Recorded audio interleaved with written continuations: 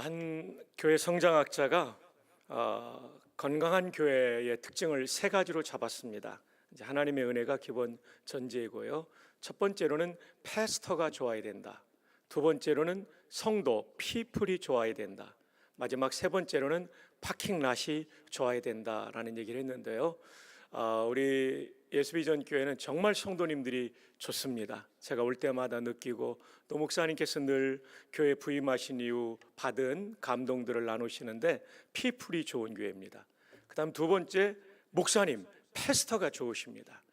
후배이시지만 제가 신학적 고민이 될 때마다 이국진 목사님께 말씀드리면요, 처음부터 끝까지 쫙 아주 신학적으로 우리 개혁신학에 맞게 정리하시는, 뭐든지 물으면 뭐든지 답하는 이런 목사님은 거의 없습니다. 우리 총신 교수님도 그런 분은 쉽지 않습니다.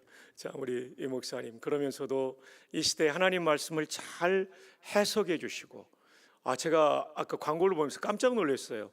교회사까지 강의하시는 담임 목사님은 진짜 쉽지 않습니다. 여러분들은 별로 감동이 없으신데요, 굉장히 어려운 일을 하시는 건데, 목사님 전공은 또 신약신학이시거든요. 영어, 헬라어가 아주 능하신 분이신데 또 교회사까지 우리 성도들 사랑해서, 저도 예수비전 교회 좀 성도가 되고 싶다는 마음이 듭니다.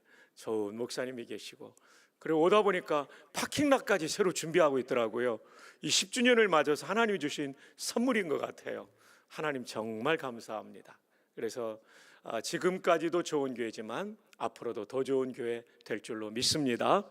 기도하신 우리 집사님, 안수 집사님 기도에도 있었지만, 사실 이 교회가 10년 동안 이렇게 건강하게 성장해 온 것은 하나님의 은혜가 첫 번째고, 두 번째는 우리 장로님들 비롯한 성도님들의 참 눈에 보이지 않는, 눈에 보이는 이런 많은 헌신이 있었습니다. 정말 한 목사로서 진심으로 감사드립니다. 목사님께서 하실 일이지만 우리 한번 하나님께 감사의 박수 한번 올려드릴까요? 너무 감사합니다. 그리고 옆에 계신 분한테 고생 많으셨다고 박수 한번 우리 그리고 의미 있는 수고했다고 박수로 한번 격려합시다.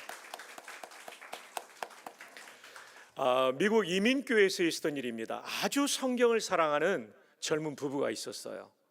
근데 어느 날 부부싸움을 하게 됐어요. 토요일 아침에. 이 싸움을 하다가 부인이 너무 화가 나가지고 2층 안방으로 올라갔어요. 아침도 못 먹었어요. 그래서 이제 이 부인을 설득해서 여러 방법을 썼는데 통하지 않는 거예요. 점심때가 돼가지고 아이들을 2층으로 올려보내서 엄마 좀 문 좀 열어달라고, 우리 배고프다고 그랬는데 전혀 반응이 없는 거예요. 그래서 이 남편이 생각하기를, 내 아내가 하나님 말씀을 사랑하니까 이건 말씀으로 풀 수밖에 없다. 그래서 2층에 올라가서 안방의 문을 똑똑똑 두드리고 이 말씀을 암송했답니다. 볼지어다 내가 문 밖에 서서 두드리노니 누구든지 내 음성을 듣고 문을 열면 내가 그에게로 들어가. 요한계시록 3장 20절을 암송했죠. 그제서야 문이 빼꼼히 열리더니 아내가 이런 말 하더래요. 너희가 나를 떠나서는 아무것도 할 수 없느니라. 요한복음 15장 5절 하반절이죠. 여러분, 오늘도 하나님 말씀 가운데 우리 인생의 모든 문제가 풀리기를 바랍니다. 자, 오늘도 PT를 준비했는데요. PPT를요. 당신은 요한복음 몇 장에 있습니까? 니고데모에 대한 말씀을 다루게 됩니다. 이름에는 부모님의 기대가 담겨 있죠. 저도 첫아이가 딸인데요, 이 딸을 낳고 이름을 짓기가 쉽지 않아서 공모를 했더니 이화에도 약대를 낳은 자매가 예쁜 이름을 하나 줬어요. 테리야. 얼마나 예뻐요. 근데 문제는 제가 박씨잖아요. 그래서 뭐라고 좀 야단을 치고 다른 이름으로, 성경적 이름으로 지었어요. 자, 그렇다면 오늘 본문에 나오는 니고데모는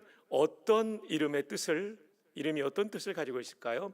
니코데모스라는 단어인데요, 이 말은 니코스, 지도자, 정복자, 데모스, 백성이라는 뜻을 가진 단어가 합성된 겁니다. 그러므로 니고데모라는 이름의 뜻은 백성의 지도자라는 뜻이죠. 부모님이 이 아이가 장차 이 백성의 지도자가 되기를 바라는 마음으로 이름을 지어준 거죠. 이름은 이루어졌을까요? 그 소원은? 예, 이루어졌습니다. 3장 1절, 그런데 바리새인 중에 니고데모로 하는 사람이 있으니 유대인의 뭐라고요? 지도자. 이루어졌어요. 지도자가 됐어요. 근데 이 지도자가 어떤 지도자인지를 각 주에 소개하고 있죠. 이 각주 번호 2에 또는 사내들인 공회원입니다. NBD라는 사진에 보면 이 사내들인에 대해서 이렇게 정의하고 있어요. 유대인의 최고 의회이면서 동시에 최고 재판소. 그러니까 예수님도 바울도 공회에서 재판을 받았다는 것이 여기가 최고 재판소였기 때문에 의회와 재판소의 기능을 함께, 법원의 기능을 함께 가지고 있었죠. 유대인의 뛰어난 사람들 중에 72명만이 들어갈 수 있었던 기관. 그러니까 저는 이 사람은 정말 성공한 사람이죠. 사도행전 23장 6절에 보면 바울 사도가 공회 앞에서 재판을 받는데 절반은 사두개인으로 의원이 구성되어 있고 절반은 바리새인인 줄 알고 공회에서 외쳐 이르되, 그러면서 부활에 대한 얘기를 해서 부활을 믿지 않는 사두개인들과 믿는 바리새인의 갈등을 만들어가고 있는 아주 슬기로운 대처법을 여기서 보여주고 있죠. 자, 이 사내들인이 회의할 때 어떻게 하는가? 제가 인터넷 검색해 보니까요, 이렇게 앉았답니다. 반원으로 앉아가지고 하는데 대제사장이 의장으로 1번 중앙에 앉아 있습니다. 그리고 71번 그리고 72번까지 이렇게 반원형으로 앉아서 회무를 진행하고 재판도 진행했다고 합니다. 그런데 이 72명 가운데 니고데모가 들어갔으니까 니고데모는 대단한 성공을 거둔 사람이었죠. 그런데 그런 성공이 채울 수 없는 마음의 빈 공간이 있어서 그는 밤에 예수님께 나오게 되는 거죠. 파스칼의 말처럼 사람의 마음속에는 하나님만이 채울 수 있는 진공, 베큐움이 있다라고 말하죠. 그래서 정말 이 위치에 올랐지만 마음이 공허한 거예요. 그래서 예수님을 만나러 나온 것이죠. 자, 요한복음 3장의 니고데모의 마음은 어떤 마음일까요? 밤에 나온 걸 보니까 예수님을 만나고는 싶어요. 근데 밤에 나온 이유가 뭐냐면 내 신분이 노출되면 손해볼 수 있다는 생각을 하고 있는 거죠. 그래서 예수님을 만나고는 싶지만 예수님 때문에 손해보고 싶지 않다는 것이 니고데모의 마음이었어요. 근데 여러분, 놀랍게도 예수님은 이렇게 이기적인 니고데모에게 복음을 전해주세요. 오늘 읽은 요한복음 3장 3절로 21절의 말씀이 니고데모와 예수님의 대화입니다. 그 중에 4절과 9절이 니고데모의 질문이기 때문에 17절에 이르는 긴 대화를, 긴 말씀을 예수님께서 니고데모 한 사람 앉혀놓고 하신 거예요. 참 귀하시죠. 우리는 나를 이용하려는 사람, 이기적으로 내게 다가오는 사람에게 거리를 두지만 예수님은 그 사람조차도 품고 말씀을 나누고 계시는 거죠. 설립 10주년을 맞이하는 우리 귀한 교회가 이런 마음으로 성도들이 서로 대한다면 주님이 정말 기뻐하시는 교회가 될 거예요. 자, 여러분, 예수님께서 전하신 17절의 말씀 중에 가장 중요한 말씀이 들어가 있어요. 여러분, 이 말씀이 선포될 때 니고데모를 대상으로 예수님이 직접 하셨다는 것을 잊으면 안 됩니다. 함께 한번 읽어볼까요? 시작. 하나님이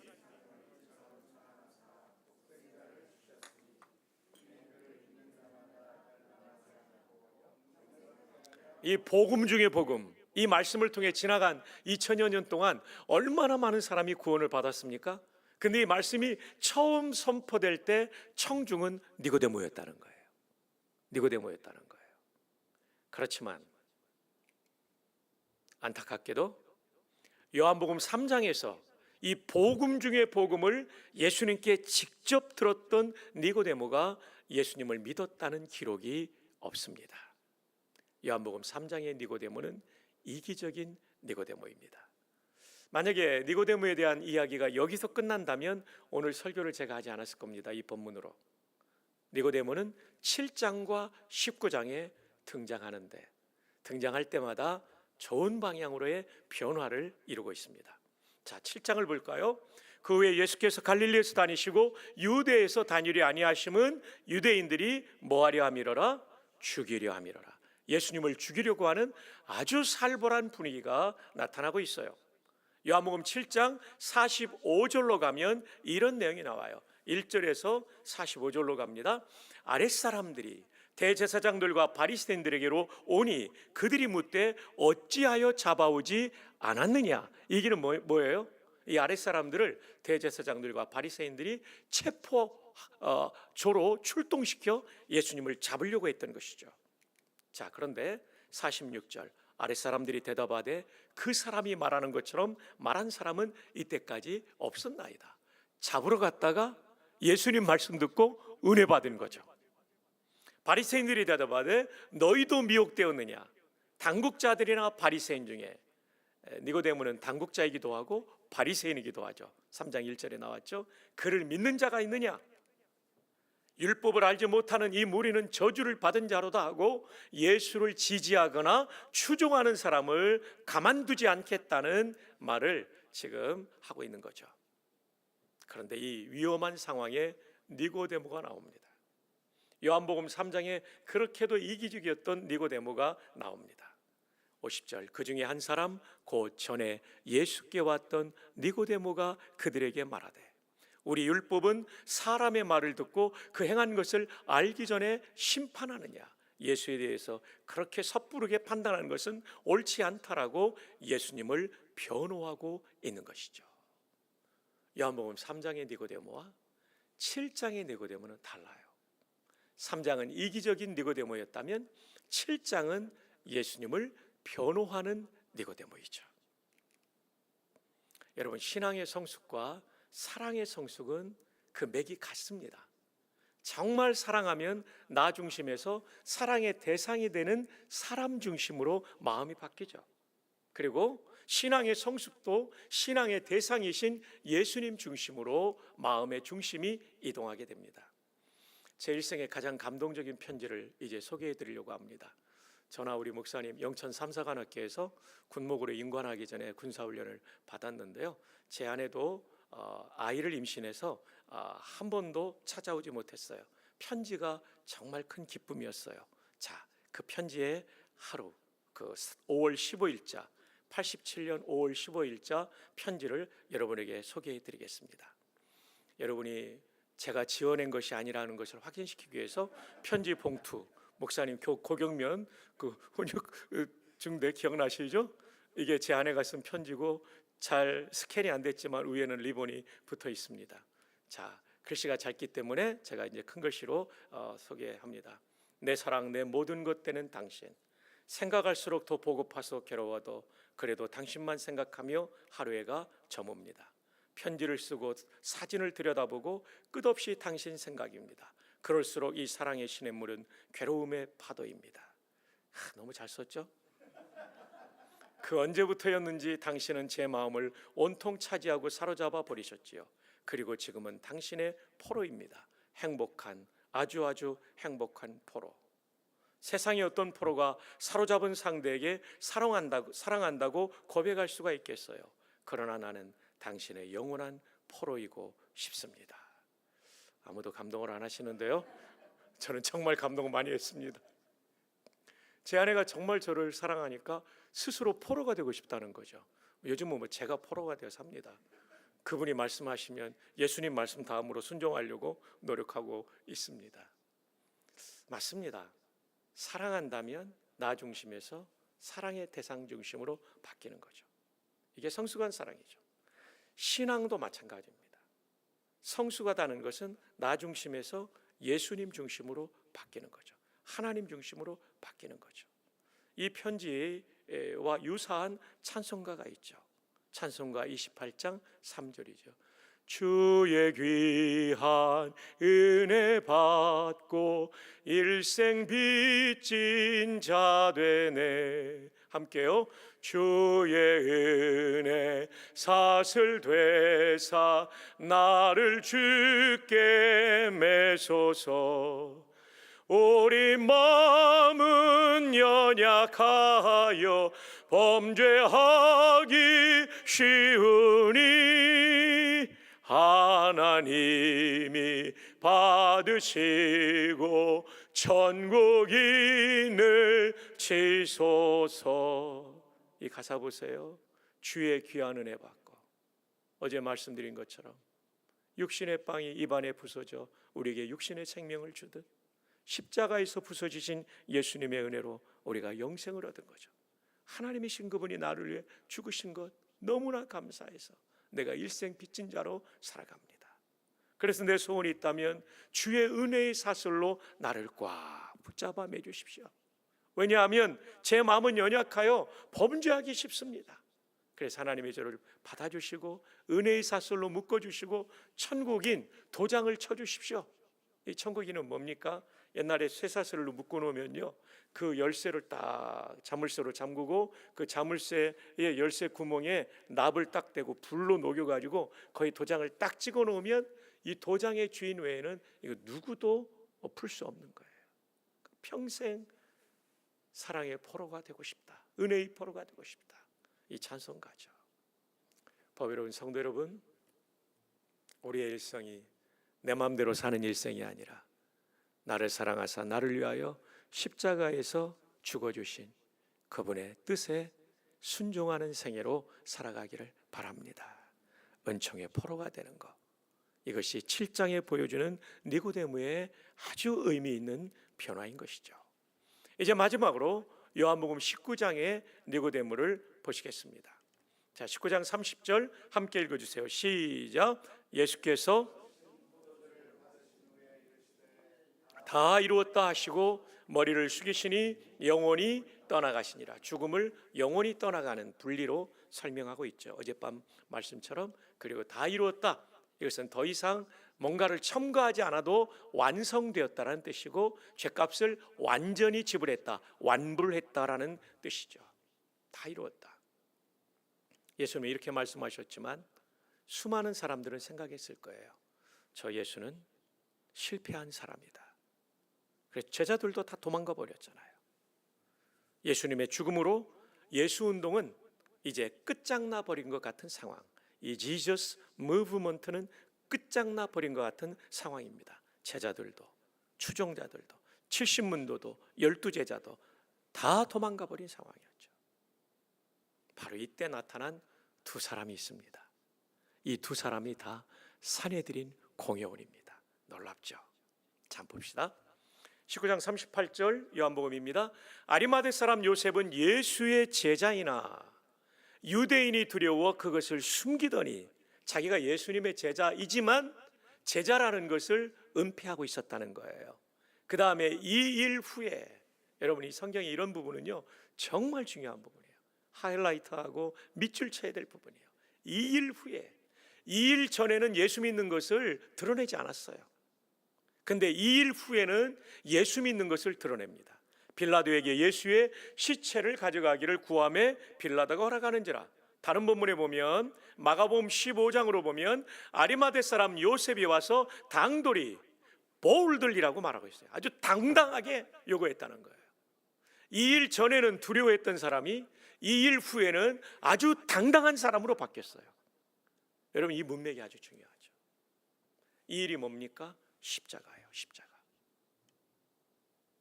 십자가를 볼 때 대부분의 사람들은 유대의 한 청년이, 유대의 한 선생이 거기서 죽는 것으로 보았을 거예요.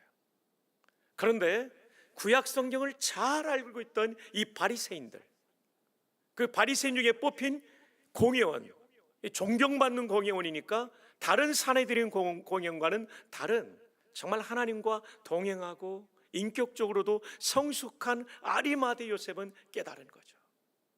저 십자가에 달리신 예수가 창세기 3장에 말씀되었던 가죽옷으로 예표된 메시아라는 사실을, 출애굽기 12장에 나오는 유월절의 성취가 바로 유월절 양 대신, 바로 그때도 유월절 절기 아닙니까? 십자가에 달리실 때도 저분이 바로 유월절 양이라는 사실을, 레위기에 나오는 수많은 제사가 바로 저분을 가리키고 있었다는 사실을, 이사야서에 나오는 제1, 제2, 제3, 제4 여호와의 종의 노래, 고난받는 여호와의 종의 노래, 장차 오실 메시아가 고난받는 종으로 오셔서 우리의 죄를 속죄하실 것이라는 이 구약의 예언을, 수많은 선지서의 메시아 예언의 성취가 바로 저기 달려 죽으신 예수님을 통하여 이루어지신 거구나. 그러니까 이제는 두려울 것이 없는 거죠. 하나님의 나라를 기다리던 바리새인이었던 산헤드린 공회원이었던 아리마대 요셉. 이제 더 이상 두려울 것이 없죠. 하나님의 나라 곧 메시아의 도래가 바로 저분을 통하여 이루어졌다는 이 놀라운 은혜를 성령의 감동으로 아리마대 요셉이 깨달은 거죠. 그러니까 모든 위협을 무릅쓰고 또 위험을 무릅쓰고 당돌이 예수님의 시신을 요구하고 자기의 새 무덤에 예수님을 장례 지내게 된 것이죠. 이 일 후에 한번 따라해 볼까요? 이 일 후에, 요즘 우리의 말로 하면 십자가의 진리를 깨달은 후에 사람은 그때 바뀌는 겁니다. 참 놀라운 변화죠. 공의 은으로 선하고 의로운 요셉이라는 사람이 있으니 역시 또 하나님의 나라 메시아를 기다리는 자라고 돼 있죠. 한 사람이 더 나오죠. 여러분 눈치채셨죠? 요한복음 19장 39절에 또 니고데모가 나옵니다. 근데 여기에 보면 일찍이 예수께 언제 찾아왔던? 밤에 찾아왔던. 성경은요 참 진리의 책이에요. 그냥 예수께 이제 좋은 사람으로 바뀌었으니까 전에 찾아왔던 이렇게만 써도 되는데 구태여 밤에 찾아왔던을 넣습니다. 그래서 성경은 진리입니다. 여러분, 성경은 그렇게 하나님이 사랑하신 믿음의 조상 아브라함의 거짓말도 그대로 노출합니다. 성경은 그래서 위인전이 아니죠. 그토록 사랑했던 내 마음에 합한 사람이라고 평가했던 다윗의 추악한 성폭력의 범죄, 그리고 남편을 죽인 살인 교사의 추악한 범죄를 그대로 드러내죠. 성경을 다윗을 위인으로 만들지 않습니다. 그저 하나님의 은총 아래 있는 사람이죠. 그리고 그가 통렬하게 회개하고 완전히 하나님께 돌아가 회복된 인생의 과정을 보여주면서 하나님은 긍휼에 무궁하신 분임을 깨우쳐 주시는 거죠. 우리의 신앙의 대상은 다윗이나 아브라함이 아니라 오로지 하나님뿐입니다. 성경은 위인전이 아닙니다. 성경은 진리의 책입니다. 하나님의 말씀이죠. 그래서 니고데모가 밤에 찾아왔던 것이 나오는 거죠. 얼마나 근데 대조가 됩니까? 3장과 19장은 완전히 대조가 되는, 한 사람이 이렇게 바뀔 수 있다는 가능성을 우리에게 보여주는 거죠. 하나님이 하시면 사람이 바뀝니다. 자, 니고데모도 모략과 침향 섞은 것을 100리트라쯤 가지고 온지라. 리트라라는 단위는요 약 327g이랍니다. 각주에 나와요, 성경책에. 그러니까 100리트라니까 32.7kg입니다. 여러분, 이 32.7kg이 절대 가벼운 게 아닙니다. 제가 낙하산 탈 때 주 낙하산이 20kg인데 묵직합니다. 여기 안 펴지면 앞에 예비 낙하산, 이건 가볍습니다. 또 군장 맬 때 보통 한 30kg 안팎으로 매는데요, 이거 메고 가면 정말 힘듭니다. 정말. 네. 특수부대는 한 50kg까지 매는데요, 30kg 절대 작은 게 아닙니다. 도대체 이 100리트라는 얼마의 가치가 있을까 보니까 MBD 사전에 레비시 기프트를 예수님께 니고데모가 드렸다. of spices, 스파이시는 향료, 향품을 말하죠. 그러니까 레비시라는 형용사가 중요한데 긍정적으로 번역될 때 레비시는 풍부하다라는 뜻이에요. 부정적으로 번역할 때는 낭비하다는 뜻이에요. 그러니까 이건 이렇게 해석할 수 있어요. 예수님과 신앙이 좋은 사람이 볼 때 니고데모가 풍부하게 아낌없이 넉넉하게 후하게 드린 거예요. 그런데 믿음이 안 좋은 사람이나 이런 사람들이 볼 때는 저거 너무 많아, 낭비야. 마치 옥합을 깨뜨려 향유를 부을 때 제자 중에 한 사람이 그랬죠. 왜 그렇게 낭비하냐? 그만큼 니고데모가 드린 거예요. 여러분, 니고데모가 19장에 와서는 진짜 많이 바뀌었어요. 자기의 소중한 재물을 아낌없이 주님을 위해 드리는 헌신의 사람으로 바뀐 거죠. 자, 요한복음 19장의 니고데모는 어떤 사람입니까? 사실 헌신에 있어서 이 물질보다 더 중요한 것은, 이렇게 예수님을 위해서 헌신한다는 것은 자기의 목숨과 사회적 지위가 달린 문제였어요. 네, 그것을 걸고 헌신하는 사람이 되었다는 것입니다. 왜일까요? 니고데모도 2일 후에 체험이 있었기 때문이죠. 십자가 체험, 이것이 중요하다는 겁니다. 십자가에 달리신 예수님을 그냥 한 실패한 혁명가 정도로 본 것이 아니라 저분이 바로 구약의 예언의 성취로 제물이 되신 하나님의 아들이구나. 이 놀라운 깨달음이 있으면요, 아무것도 두렵지 않죠. 제가 어제도 생명의 양식을 번역해 드렸지만 제가 한 1, 2년 전에 그걸 번역하면서 많이 울었다고 그러는데요, 60이 되어도 이 복음의 감격이 있는 거예요. 주님, 저의 남은 생애를 한 번 더 주님 앞에 드립니다. 이 일의 체험이 그래서 중요한 겁니다. 이 십자가의 은혜를 늘상 깨닫는 은혜가 있기를 주님의 이름으로 축복합니다. 그러기 위해서는 어떻게 됩니까? 말씀 묵상하고 예배 잘 드리고 기도하고, 또 하나 중요한 게요, 전도하면 십자가 감격이 살아납니다.